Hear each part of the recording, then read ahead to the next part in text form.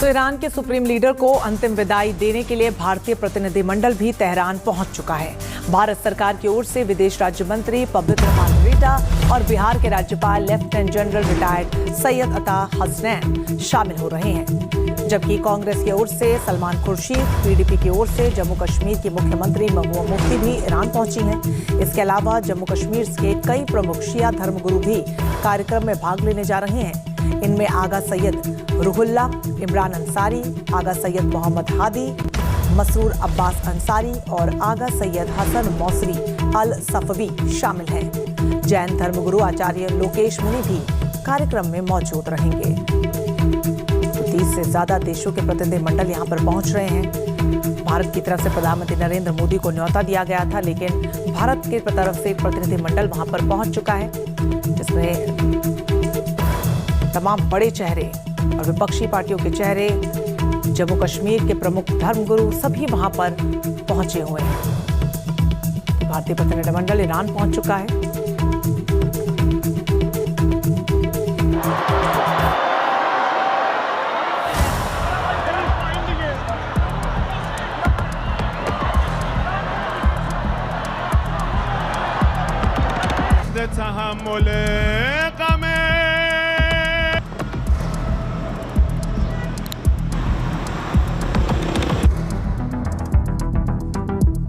Lieutenant general retired Syed अता हसनैन शामिल होंगे।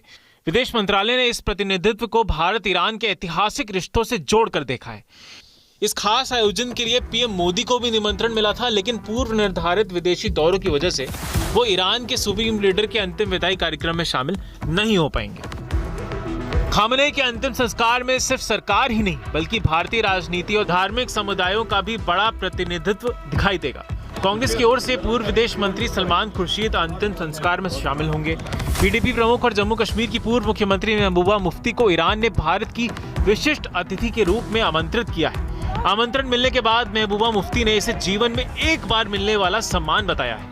उन्होंने कहा कि वो सर्वोच्च नेता को अंतिम श्रद्धांजलि देने ईरान जाएंगी। इस अंतिम संस्कार में जम्मू कश्मीर से कई प्रमुख शिया धर्मगुरु भी भाग लेने जा रहे हैं। इनमें आगा सैयद रूहुल्ला, इमरान अंसारी, आगा सैयद मोहम्मद हादी, मसरूर अब्बास अंसारी और आगा सैयद हसन मुसावी अल सफावी शामिल हैं। जैन धर्मगुरु आचार्य लोकेश मुनि भी कार्यक्रम में मौजूद रहेंगे।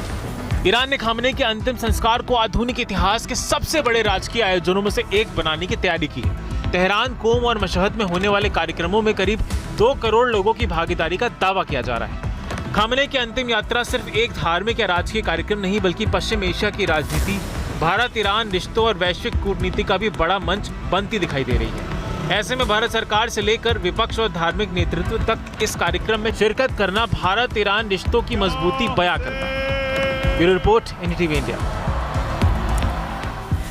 तो ईरान एक ऐसा देश है जहां पर सर्वोच्च नेता सिर्फ राजनीतिक प्रमुख नहीं होता, बल्कि करोड़ों लोगों की आस्था, सत्ता और व्यवस्था का बड़ा केंद्र होता है।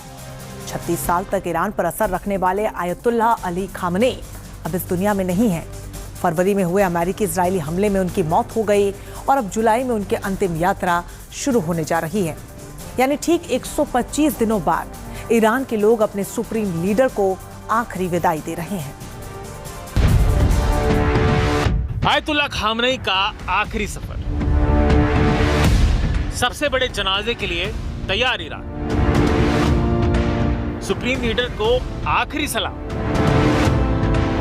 ईरान में राष्ट्रपति सरकार चलाता है, लेकिन असली ताकत सर्वोच्च नेता यानी सुप्रीम लीडर के पास होती है। सेना, न्यायपालिका, विदेश नीति, परमाणु कार्यक्रम और धार्मिक व्यवस्था, सबकी अंतिम कमान सुप्रीम लीडर के हाथ होती है। आयतुल्लाह अली खामनेई 1989 से इस पद पर थे और 36 साल तक ईरान के सबसे ताकतवर शख्स बने रहे। 28 फरवरी 2026 पश्चिम एशिया में महायुद्ध का वो पहला दिन, इस काले दिन ने ईरान में सब कुछ बदल कर रख दिया। अमेरिकी और इजरायली हमलों के बीच तेहरान में मौजूद खामनेई के सबसे सुरक्षित ठिकाने को निशाना बनाया गया। आसमान से बरसी मिसाइलों ने पल भर में सब कुछ तबाह कर दिया। इस भीषण हमले में 86 साल के आयतुल्लाह खामनेई की मौत हो गई। यह हमला सिर्फ एक नेता पर नहीं, बल्कि उनके पूरे कुनबे पर काल बनकर टूटा। इस हमले में खामनेई की बेटी, उनके दामाद, बहू और मासूम नातिन की भी मौत हो गई। उनके बेटे मोज्तबा इस हमले में गंभीर रूप से घायल जरूर हुए, लेकिन उनकी जान बच गई। इस एक धमाके ने ईरान को गहरे शोक और एक बड़े राजनीतिक शून्य में धकेल दिया। इस्लामी परंपरा में आमतौर पर दफन जल्दी किया जाता है, लेकिन युद्ध, सुरक्षा हालात और क्षेत्रीय तनाव की वजह से खामनेई का अंतिम संस्कार टलता चला गया। लंबे इंतजार के बाद ईरान की जनता अपने सुप्रीम लीडर के अंतिम दर्शन कर रही है। 4 से लेकर 9 जुलाई तक चलने वाले कार्यक्रम में अब उन्हें अंतिम विदाई दी जा रही है। सुरक्षा के कड़े घेरे के बीच खामनेई का पार्थिव शरीर पहले राजधानी तेहरान में अंतिम दर्शन के लिए रखा जाएगा, जहां लाखों की भीड़ उमड़ रही है। इसके बाद उनके शव को शिया आस्था के बड़े केंद्र कोम ले जाया जाएगा, जहां विशेष श्रद्धांजलि सभाएं होंगी और अंत में उन्हें मशहद में सुपुर्द खाक किया जाएगा। मशहद ईरान का वही पवित्र शहर है जहां खामनेई का जन्म हुआ था और जहां इमाम रजा का विश्व प्रसिद्ध दरगाह मौजूद है। यानी जहां से सफर शुरू हुआ था, वहीं मिट्टी में मिलकर ये सफर हमेशा के लिए थम जाएगा।